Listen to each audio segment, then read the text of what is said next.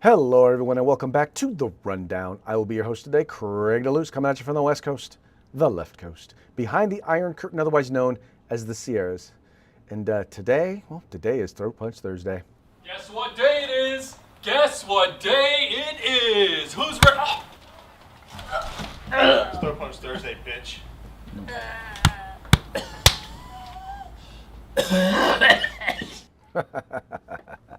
That's right, folks. Today is Throat Punch Thursday, where we, we don't pull any punches. That's what we don't do on Throat Punch Thursday. And sometimes I like to say Throat Punch Thursday is reserved for the kids, because, sometimes best way to, correct your kids is a nice punch to the throat, according to Bernie Mac, not according to me. I would never advocate striking your child in the throat. Okay. Yeah, no, just kidding. No, all joke. So for those of you out there who are about to call, child protective services on me, no, I'm just kidding. I am literally just kidding. It's just going to be us today. So Mike's not going to be joining us. I got to apologize. We haven't been on all week because we've been dealing with some sort of issues, and then all of a sudden come to realize it was time to re-up the annual Restream account. And I don't know if that had anything to do with the issues that we were having, but funny how once the bill went through, all of a sudden now we stopped having problems with Restream. Funny how that works, but that is the way that it works. But in any case, we're here now, do not appear to be having any problems. I tried to broadcast yesterday, I tried to broadcast the day before that, Monday, nothing was working. It was all bad juju. But today, everything is up and running, we're having a good time, and we are, we're enjoying things. We're having a good time.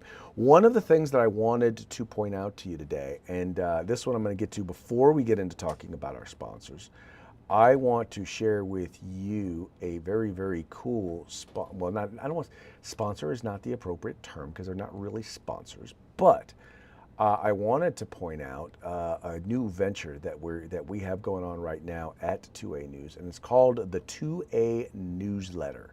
All right, now here's what this is. This is put on by 2A News, which is one of the production companies that actually puts together The Rundown. They also have 2A News with Craig DeLuz, and there's 2anews.us, but this is a brand new newsletter, right?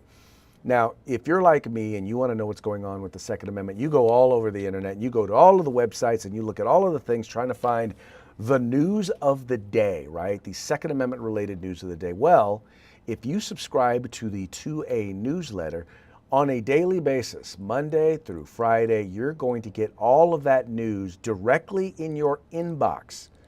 It's going to come directly to you. You're not going to have to go hunt it.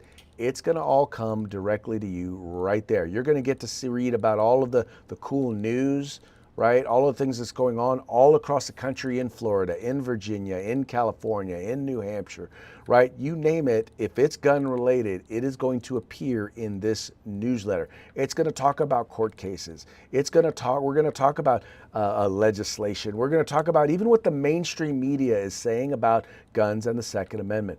We even include, that's right, video news. So we have stuff from folks like Gun Owners Radio, Guns and Gadget, Gun Talk Nation, The Loaded Mic, The Rundown. All of these are going to appear in here. And here's the other cool part. If there's stuff out there that's being posted relating to firearms, so whether it's product reviews, whether it's information or news about products, or even deals, right? If there are deals that are out there, we're going to have those. And then once again, they're listed on one of the gun websites. It's going to come out there, and it is all going to come directly to you via your inbox. So this is something, folks, that you are definitely going to want to sign up for. All you have to do is go to 2anews.us. That's 2anews.us, and hit that. You see the subscribe here at the very top. Go ahead, click on that, put in your email address, and you will be subscribed for free. That's right, for free. It costs you nothing. Now, I am going to say this. I'm going to ask you to do me a favor. There are sponsors. We have some sponsors that are listed there. Click on the sponsor links. Go to their websites. Check them out. Just like I ask you to do here. Follow those links, because here's the deal. They're the ones that are paying for it, right? They're the ones that are paying. They're paying to reach you. They're paying to see you guys. So if you guys click on their links, they're more likely to keep paying us, right? If we can show that people are clicking and going through and that people are subscribing, then people are more likely to actually do it. So do us a favor. First of all, subscribe to the 2A newsletter. Once again, 2anews.us. Then make sure you, so one, go there. Number two, subscribe. And number three, click on the links that are there, right? Visit our sponsors. Go there, visit them, spend some money with them. And if make sure you tell them it was 2A News that sent you, but we'll have that data and information, all right? Go there though, spend some money with them, and encourage your friends to do the same. Folks, share this. You can share this. We make it very easy there at the top of the thing where you can share the newsletter with your friends. Encourage them to sign up so that we can keep this free. The more subscribers we have, right? The easier it is going to be to get sponsors. And eventually what we're going to be doing is we're actually going to be having a weekly, at least a monthly, but a weekly drawing where we're going to be giving away stuff to subscribers. So if you're subscribed, you got a chance to win free stuff. If you're not a subscriber, you don't have a chance to win free stuff. I like free stuff. So anyway, let's get into the rest of our sponsors. Let's start with Hitman Industries, who, by the way, is also one of the 2A newsletter sponsors. Hitman Industries makes rifle and pistol caliber barrels available for you to purchase at any length. All you have to do is go to hitmanindustries.net. If you've purchased an AR in the last few years, there's a good chance you already have one of their barrels, so why not get another one? Go there, check them out today, Hitman Industries. Then we've got the folks at the California Republican Assembly working to help elect conservatives at all levels of government, from school board all the way up to President of the United States. In fact, Ronald Reagan once referred to CRA as the conscience of the Republican Party. Why don't you find out why? Visit them at cragop.org. That's cragop.org to find out why they are the conscience of the Republican Party. Then we've got the best in concealed carry tactical holsters available. That would be hogholsters.com. Once again, another sponsor of the 2A newsletter. Go there, check them out today. By the way, Hog Holsters is spelled H-A-W-G holsters. Spelled kind of funny? Well, that's because the acronym is Helping Americans Wear Guns. They like to help Americans wear guns so much, they're willing to give you a discount. All you have to do is use the discount code The Rundown. All caps, no spaces, one word, just like it is right up there, and you're going to get your hog holster on discount today. And then finally, it's always time to get new gear, right? Whenever the weather changes, whenever circumstances changes, you're probably going to be out doing more shooting here coming up now that the weather's getting better. Well, if you're going to be doing more shooting, you need to get better gear, right? Always got to be updating the gear. Well, the place to go and get all of that gear is uscombatgear.com. They have everything you could need, from pants to shirts to hats to backpacks to optics to, I mean, you name it. They have all things tactical except the gun. And the cool part is that they specialize in group sales, right? They have a huge selection. Once again, very competitive prices and excellent, excellent customer service. Once again, check them out today, uscombatgear.com, the place where you can find all things tactical except the gun. Finally, if you are watching this during the 3 o'clock hour on the West Coast, or you're watching it during the 6 o'clock hour on the East Coast, you are watching us live, which means we are also taking your comments live. We would love to hear from you. We would love to hear what you think about the show. We would love to hear what you think about the topic, whatever it is. And by the way, you do not have to agree with us. In fact, if you disagree with us, even better, because when you disagree with us, we get to entertain ourselves by mocking you. Oh, wow, was that a mockingbird? Man, is that a mockingbird? Is that a mockingbird?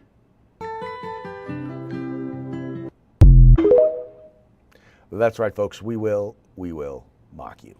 Anyway, it's all in fun, though. We have a great time here over at The Rundown. Let me see if we've got any comments here before I get into going to the show. And once again, American Crossfire is watching the program. If you guys ever get a chance, check out American Crossfire. They're watching us over on YouTube.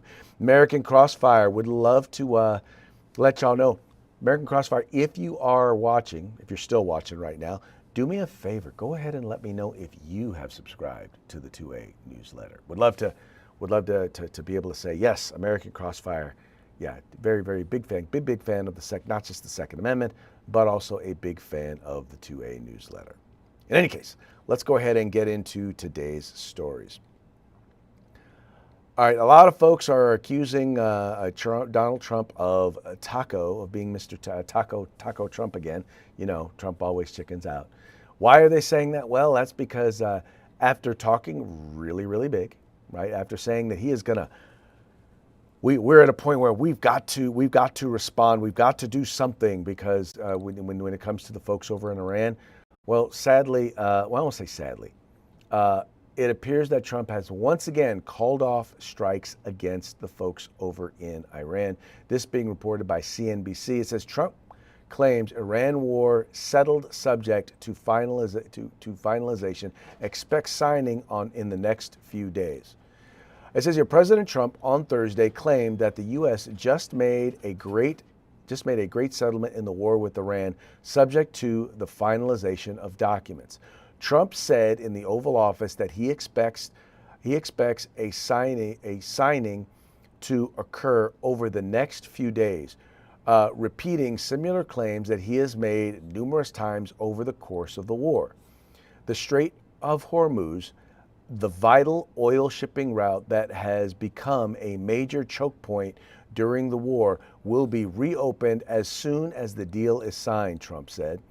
Earlier, Trump said he canceled the upcoming round of U.S. military strikes against Iran, claiming that talks with the Islamic Republic have been brought to the highest level of Iranian leadership and approved.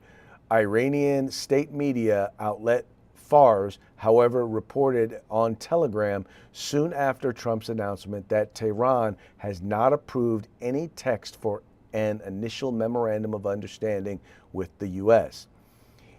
In a follow-up Telegram post, Fars characterized Trump's move as a tactical retreat from his military threats after he failed to add new details to a draft agreement that Iran had previously put forward. Quote, the reality that up until now, not only has Iran not given a final response, but it is the United States that has returned to its previous demand, Fars reported in a translated post. Now, here's my deal with all of this. Now, I from the very beginning, I have been along the lines of being willing to give President Trump the benefit of the doubt. I do not disagree with why we got into this. I do not disagree with how the war was being conducted. I didn't start really having issues with it until the ceasefire. And the reason why I had an issue with the ceasefire, and once again dating all the way back to March, the problem I had was that if you look at historically the way in which Iran does things, they are stall. They are not really interested in peace, right? They're not interested in coming up with a solution. Just like with the Gaza Strip, people keep saying two-state solution. Over the last 60 years or 40 some odd years, 60 years, however, there have been numerous opportunities at a two-state solution. And every single time, it's been the Iran or the Iranian proxy that has walked away from the table. Every single time. Over the last 40 some odd years, when it comes to ceasing of hostilities with Iran, every single time it has been Iran that has walked away from the table. Their whole goal is the same exact thing they did to Jimmy Carter, right? Their whole goal is, and Jimmy Carter finally realized that, look, Iran is not serious. They're not serious about building peace. What they want to do is they want to delay. They want to make it look like they're winning because they're still hitting us and our allies, or trying to hit us and hitting our allies, and not doing anything, and we're not attacking them. That is their goal.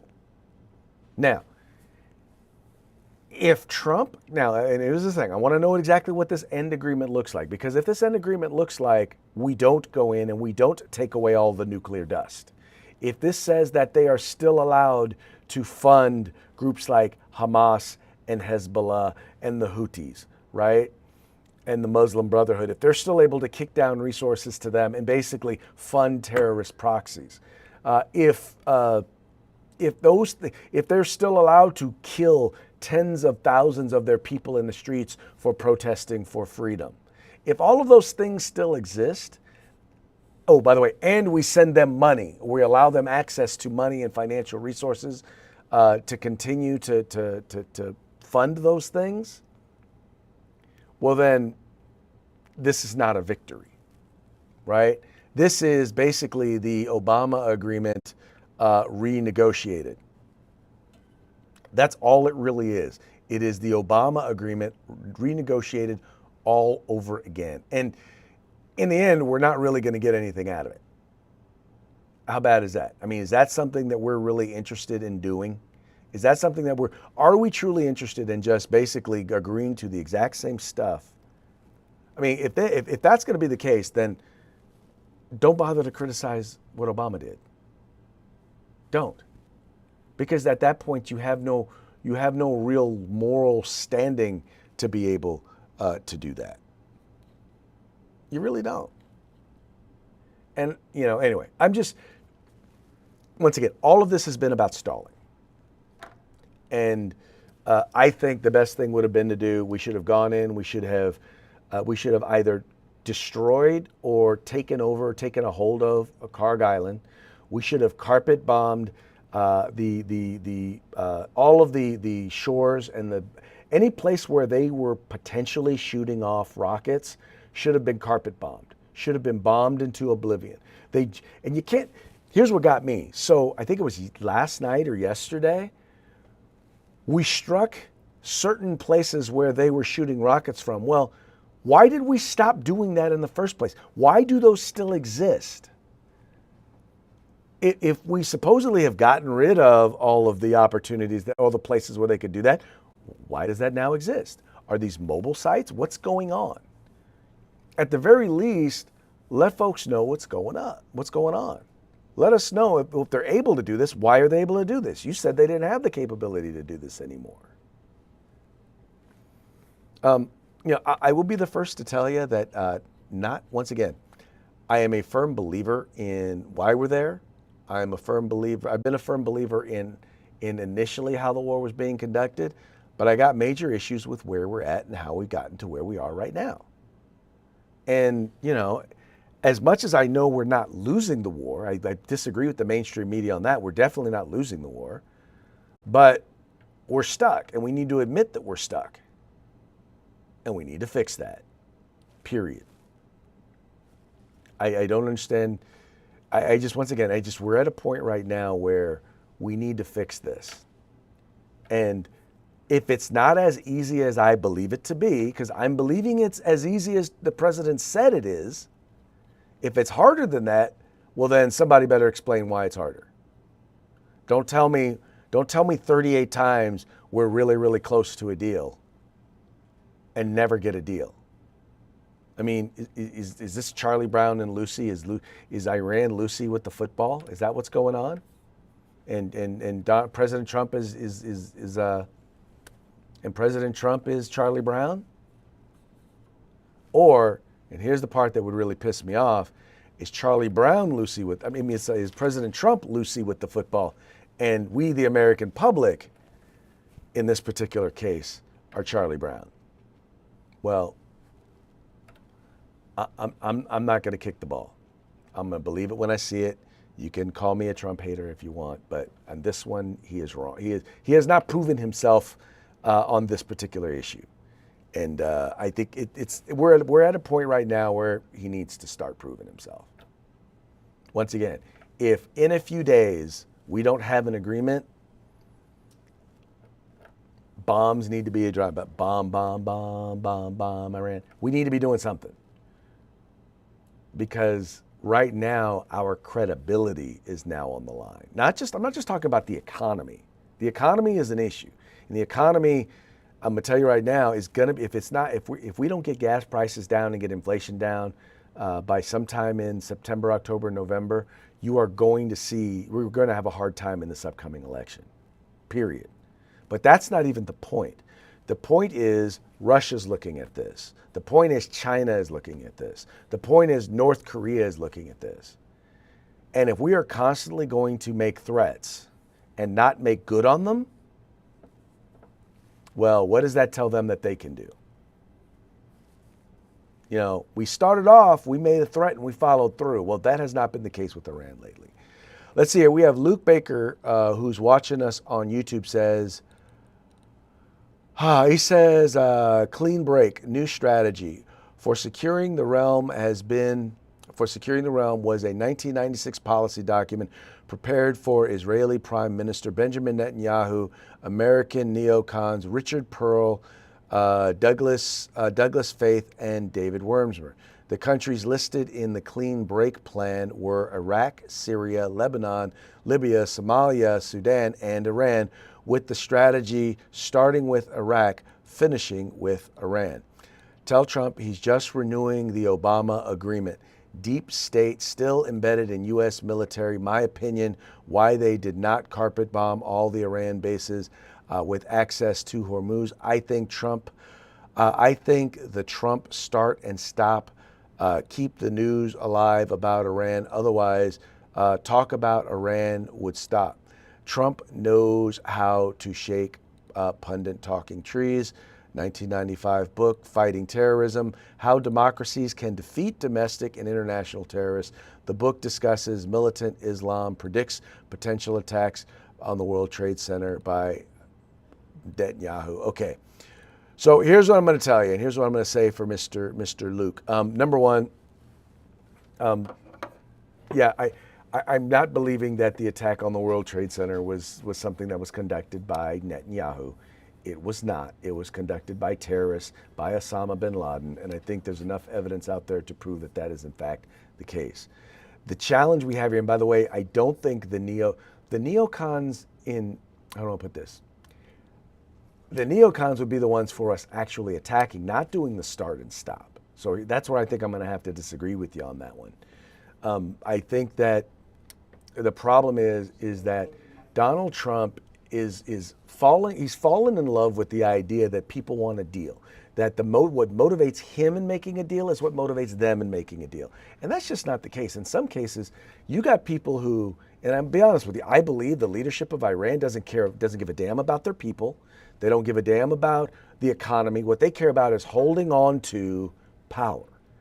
And if everybody dies in Iran but a handful of people, and if they can literally be lords over a wasteland, they would be okay with being lords over a wasteland, as long as they're the lords.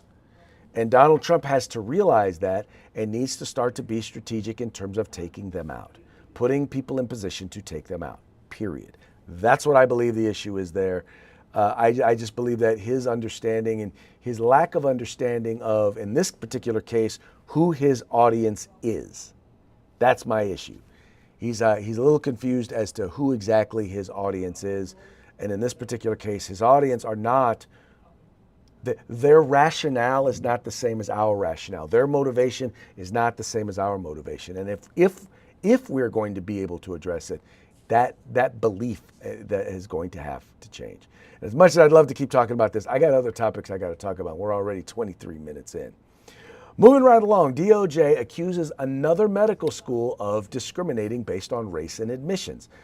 This is a school that's actually right down the street from us. It's the University of California at Davis, which, by the way, is a relatively high-ranked medical school here in these United States. It says here, and this is being reported by the Sacramento Bee, Trump DOJ accuses UC Davis Med School of discrimination and continues anti-DEI push. So they're trying to push this off as just an anti-DEI push, but really what it is they're basically saying you have to comply with federal law, which federal law says you are not allowed to discriminate based on race. It says here, the U.S. Department of Justice said Wednesday it determined UC Davis School of Medicine discriminated based on race in its admissions process. The DOJ said it found, as a part of a 6-month investigation, evidence to support that the school had lowered standards to admit more black students.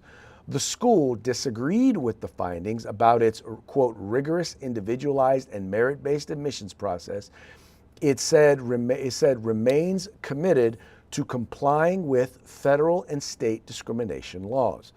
Against the backdrop of the Trump administration's push to eliminate diversity, equity, and inclusion practices in higher education, the DOJ's Civil Rights Division opened investigations into potential race discrimination in admissions at several institutions across the country, including 15 unnamed medical schools last week.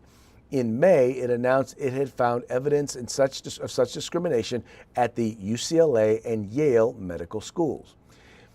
In a 2024 article, UC Davis championed its efforts to make the student body more representative of California's diverse population. It said it had done so in accordance with Supreme Court's 2023 ruling that the state's ban on affirmative actions, the school's goal, it said, was to graduate doctors to meet the needs of California's diverse patient population, many of whom experienced better outcomes when treated by a provider of their own cultural background, per studies. To do so, the school recruited students from underserved areas, bolstered scholarship support, and attempted to account for socioeconomic inequity in the admissions process. Now, what's interesting is that if you go to the information, and by the way, there are people who right now are saying, yeah, no, they didn't do that. But here's now, this is part of the investigation. If you go to the, in fact, let me do this. I am going to include a link. I'm going to send y'all a link, and you'll be able to view the findings that the Trump DOJ put in place, right? So these are the findings right here, a link to the findings where you should be able to view what it is that they saw, right? What it is that they came up with, and that'll take me back to that. Anyway, so it says here the Davis scale. Oh no, wait. Let's see. Okay, here we go. I'll read this right here. It says, however, quote, the, quote, benefits of diversity rationale for discrimination was outlawed by the Supreme Court in SFFA. The Davis scale, so they created a scale. The Davis scale rates applicants on 8 socioeconomic factors to create a score to be considered alongside an applicant's GPA and MCAT scores. It arises from a research paper prepared by Dr. Henderson entitled Reducing Medical School Admissions Disparities in an Era of Legal Restrictions, Adjusting for Applicant Socioeconomic Disadvantage. The thesis was that adjusting for applicant academic metrics using socioeconomic information in medical school applications may be a race-neutral means of increasing the race and ethnic diversity of physician workforce. The paper concludes, and this comes directly from the paper, using data from the 3 consecutive medical school admission cycles, we developed a tested and replicable method of adjusting applicant GPA and MCAT scores for SED, socioeconomic data, based on application data. The simulations offering admissions to the highest ranked applicants to our adjusted methods reduced or eliminated disparities in URM, underrepresented minorities, and disadvantaged students representation, systematically adjusting academic metrics for SED potentially offers a transparent means of ameliorating admissions disparities in URM. Now, here's what that means. Because what they have been doing is they've been promoting the idea of we're pushing diversity, and we're going to implement these standards in order to improve diversity. So here's part of the problem, is they specifically looked at standards that gave them the diversity outcome that they wanted. So it's in their intent that they violated the law.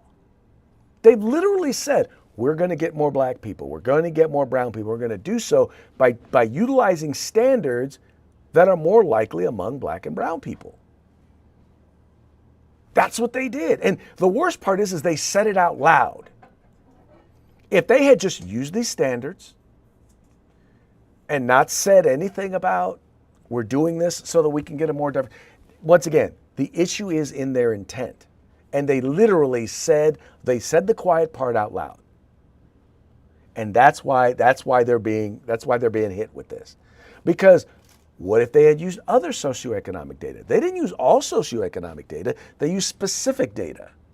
and they used specific data that would give them the outcome that they wanted, which was more black and brown applicants being accepted. Now, if you go and you look at the average GPAs, there's not a huge difference in the disparities in the GPAs, right?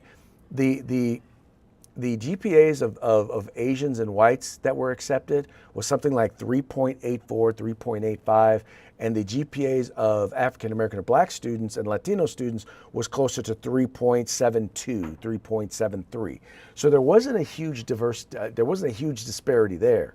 Where the disparity came in was in the MCAT scores. Huge disparity when it came to the difference in the MCAT scores. Right? In other words, the Asian and white students did significantly, when we're talking 92% of the applicants, 92% of the applicants, of the white and Asian applicants, did better than those who actually got accepted, who were African American, had better MCAT scores. That's where the real diversity, the real kind of thumb on the scale took place.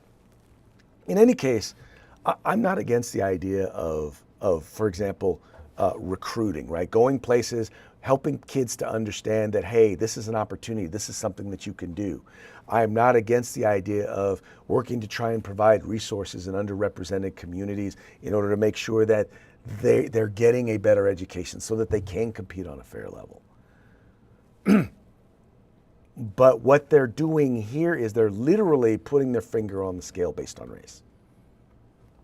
That they're literally doing that. And once again, and this was very, very stupid of them, they said it out loud. They admitted to it.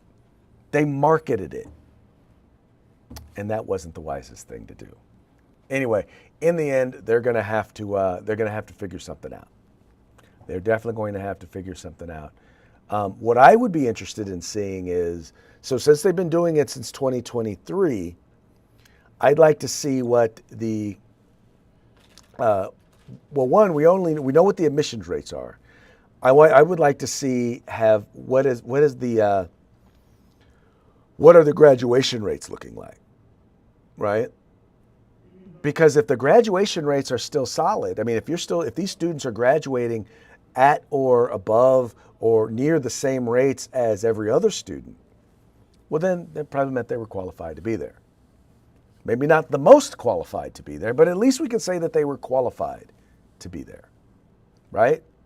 We can say that they were prepared, that this was a good idea for them. Because my issue sometimes with a lot of these situations is this.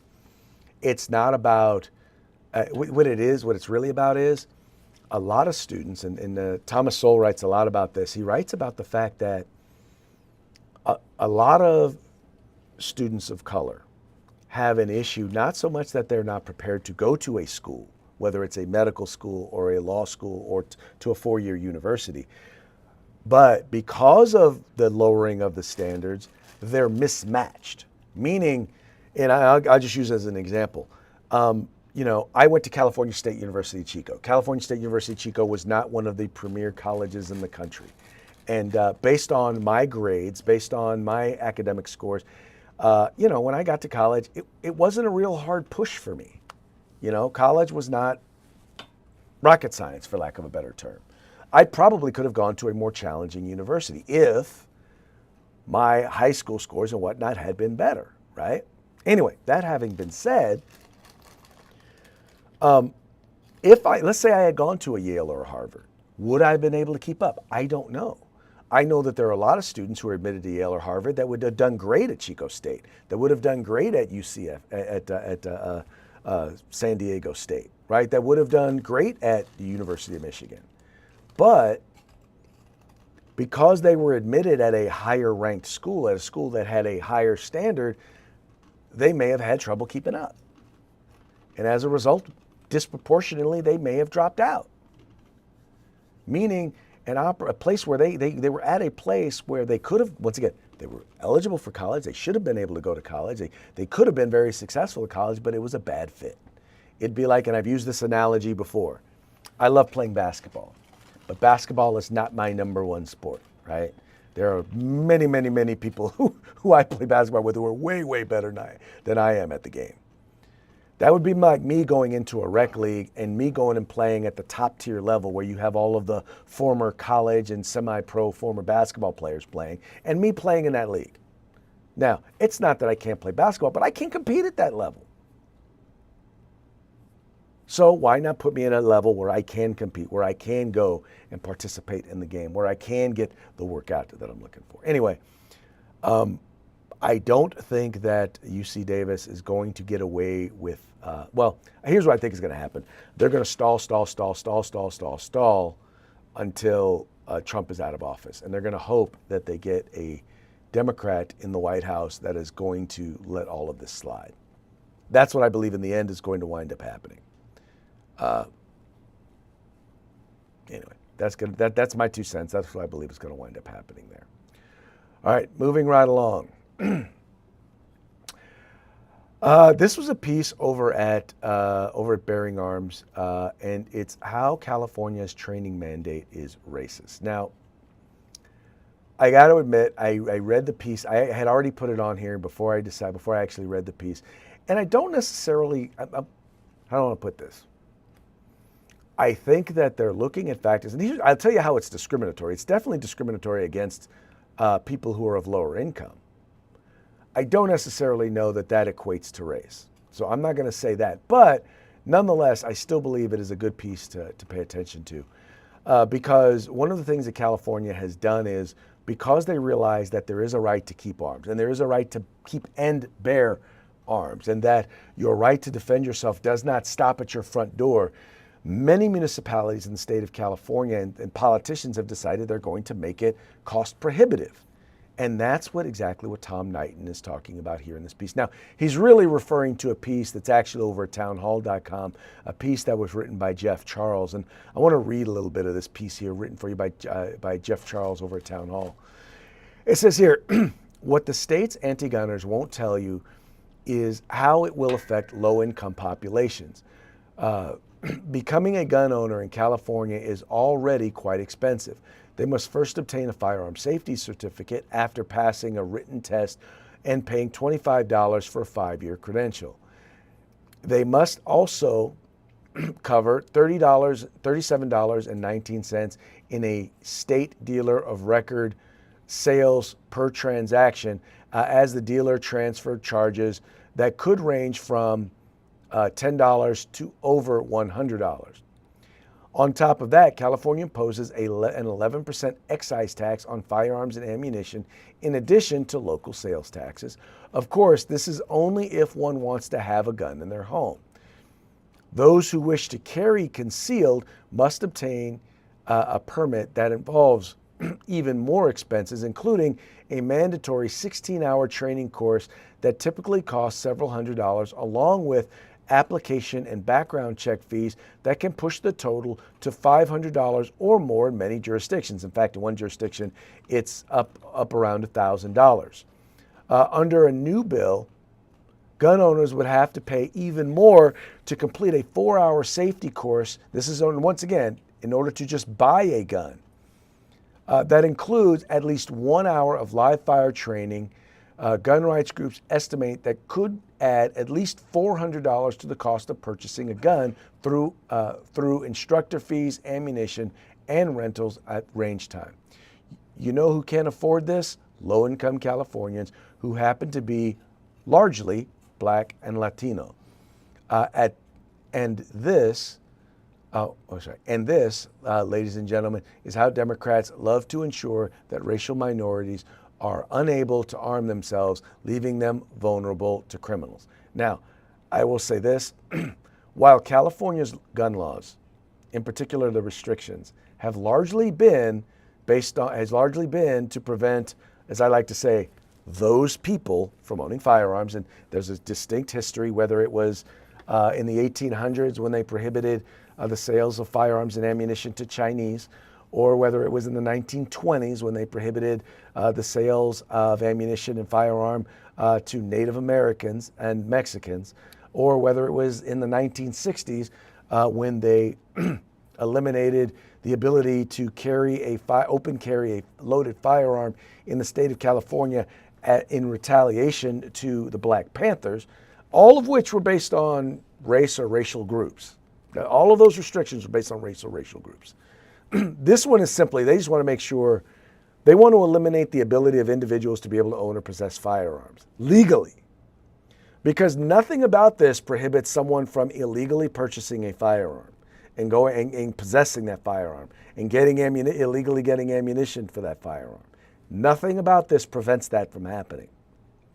So the only people who are affected are law-abiding citizens. In this particular case, if you have the money to do it, if you have the money to fork out up to $1,000 for a 2-year permit, if you have the money to pay, another 11% excise tax on top of an 8% or 8.5% or 9% sales tax, on top of courses that you have to take, because you have to buy a course now to buy a gun, and then you have to buy a course to pay a course to carry a gun. We're now getting into the thousands of dollars in order to be able to in order to be able to exercise your right to keep and bear arms in the state of California. And that's going to affect people who can't afford it. Now, it's going to affect them in this way. If they believe that they need to carry a firearm, guess what they're going to do? They're going to carry a firearm. They're just going to ignore the law. That's all that's going to happen. They're just going to ignore the law if they believe that this is something that they need to do. And that is regardless of race, although, once again, and as can be pointed out, in California, those who tend to be low income are disproportionately Black and Latino. So it disproportionately affects people of color. Does that mean it is necessarily racist? I'll let you decide. All right, moving right along. I'm going to make this one real quick because I'm running out of time here. 4 in 5 cases in a $4 billion sex abuse payout may be fraudulent. Now, this is once again out of Los Angeles. LA District Attorney is basically claiming there was a settlement that was made. And what's happened is, in the state of California, we passed a law that has basically allowed people to go back and remove the statute of limitations for rape or sexual abuse cases affecting government agencies, including prisons as well as schools. And it is really doing a lot of damage in school districts and, in some cases, state and county prisons. Well, there was a $4 billion payout that was agreed to that now all of a sudden the district attorney in the county of Los Angeles is saying, wait. 4 in 5 of these cases, 4 out of 5 of these cases, when I say there's more than 4 or 5 cases, but they're basically saying 80% of these cases may have never even happened, right? They may be fraudulent. Let me read a little bit, and this is being reported by the Los Angeles Times. It says here, Los Angeles County's district attorney says he believes 4 in 5 claims in the largest sex abuse settlement in U.S. history may be fake, a claim that dwarfs previous assumptions over the scale of fraud within the $4 billion bailout. District Attorney Nathan Hochman has asked the judge overseeing the bulk of the sex abuse cases to pause payments for 6 months while he continues his sprawling criminal investigation into plaintiffs, lawyers, and therapists behind the claims. Distributing the money now, he urges, will hamper his investigation, quote, by complicating witness cooperation and obscuring financial trails. The county alleged in April 2025, agreed to pay in April 2025 $4 billion to settle more than 11,000 claims of sexual abuse arising from county-run jail halls, foster homes, and a notorious children's shelter. The claims, many of which dated back decades, came after California changed the statute of limitations to give victims who were sexually abused as children a new window to sue. 7 months after the payout was announced, the DA's office opened a probe spurred by claims that some plaintiffs made up stories of abuse and were never in county custody. Times investigations found 9 people who said they were paid small amounts of cash by recruiters to sue the county for sex abuse in juvenile halls. 4 of them said that they fabricated the claims. Hochman's pause, if granted, would apply only to the abuse cases stemming from juvenile halls, which make up the bulk of the lawsuits, and not the cases arising from foster care or the children's shelter. Lawyers in the case are expected to go in front of the Superior Court Judge Lawrence Riff Monday for a hearing on the request. Of course, once again, California so vaguely passes a law, once again, focused on the intent, right? The intent is if you were abused, sexually abused, and you were in state custody, you deserve compensation. In theory, makes total sense. I get it.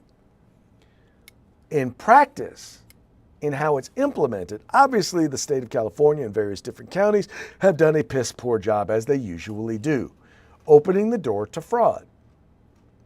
Now, you got to take a moment, you got to take some time and look into and investigate these things. If someone makes a claim, no one should be getting any payout until you have the opportunity to do some investigation and find out. How about this? How about whether or not they were actually in jail, if they were actually in juvenile hall?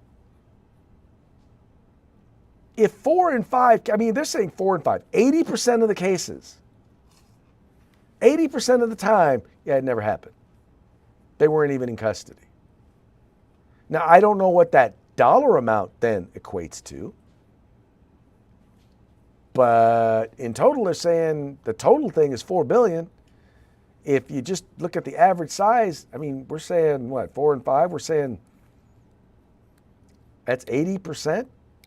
$3.2 billion shouldn't be getting paid out. I mean, once again, I don't know that that's the case, but I mean, that's not bad. I mean, it's not, I mean, it's math that maths, shall we say. But, you know, and once again, LA County, under the old district attorney, decided to just hand out money. You know why? Because it's not their money. It's your money. It's my money. It's taxpayer money. But they don't care because, once again, it's not their money. Anyway, we'll be real interested to see what exactly winds up coming of that. All right, folks, that now brings us to our parting shots. Parting shots are brought to you by Hog Holsters. Just go to hogholsters.com, use the discount code The Rundown, all caps, no spaces, one word, and get your Hog Holster today. And all of our parting shots today are going to be brought to you by the Babylon Bee, fake news that you can trust. All right, this first headline, once again, parody. This is a parody website for those of you who don't understand that. It's a parody website, and I subscribe to the Babylon Bee because I find their stuff to be hilarious.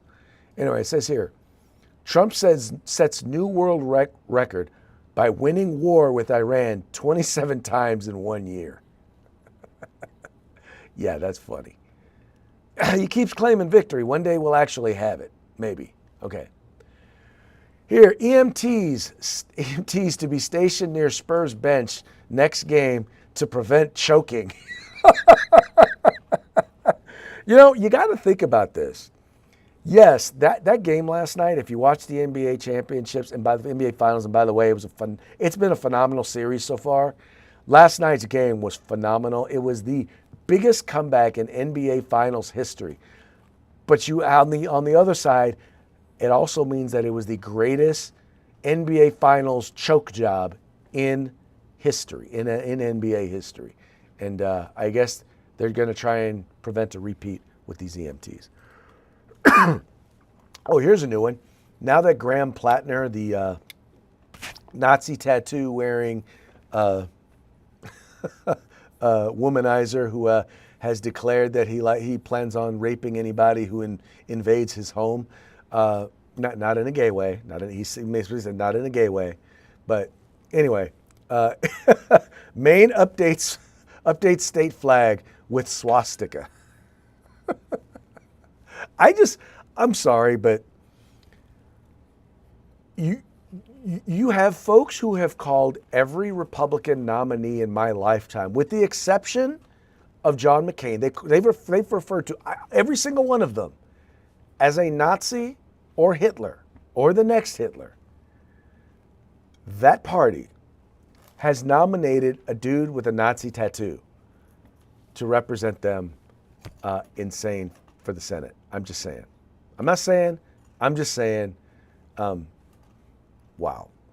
And then finally, LA residents face tough decision whether to elect a communist or a communist. Now, I will say this. Raman, she is what's called a democratic socialist, which is a socialist. There really is no difference between a democratic socialist and a socialist. Karen Bass is not a socialist. She just has socialistic tendencies, shall we say. Via her policies, shall we say. They both believe in democratically electing socialists, I guess is the way you would put it. But if you ask what policies would they do differently, I would love to hear the difference. I'm looking forward to hearing the debates between these two because I really want to hear what they would do differently because I'm not seeing it. I'm just not. I'm not seeing any difference between what the Democratic Socialist and the Democrat would do. But who knows? Maybe I will hold out hope that I am wrong, shall we say. All right, folks, so that brings us to the end of our program. But before we go, we're going to give one more quick shout out to our sponsors.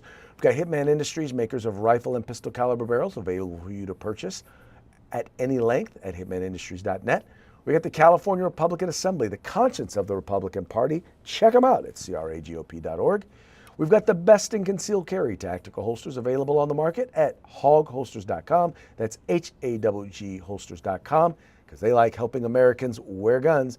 And then finally, we have the place where you can find all things tactical except the gun at uscombatgear.com. Let me go back and check out, before I head out of here, let me check out some of the comments here. Lars Hendrickson said, is Pratt out of the running with the after polling closing hours, stuffed ballot boxes? Here's the thing, and this is what I'm going to put out to you, and I'm going to say about all of that. Do I believe they stuffed the ballot box? Not in the way I think you want to think. I don't think they faked a bunch of ballots. Well, here's what I do believe they did. I do believe that through and there is actual evidence that you had organizations that went out that both registered people to vote and helped them fill out their ballots, helped homeless people fill out their ballots, and then harvested those ballots and turned them in. There is complete and utter evidence that that has happened, and sadly, in the state of California, that is legal. It may not be right, but it is legal. And you may consider it cheating, but according to the state of California, it's legal cheating. Well, except if you can find evidence that they paid people to register to vote, or that they paid people to actually vote. And that's where the investigations, I think, are coming right now with the Department of Justice. Anyway, but excellent. Thank you so much, Lars, for tuning in and encouraging your friends to do the same. That's going to be it for today's program. We very much appreciate you liking and sharing the program and tuning in. And we appreciate that you encourage your friends to do the same. We will be back tomorrow. Tomorrow being Friday, Free for All Friday. Till then, y'all have fun, stay safe, and we'll see you mañana.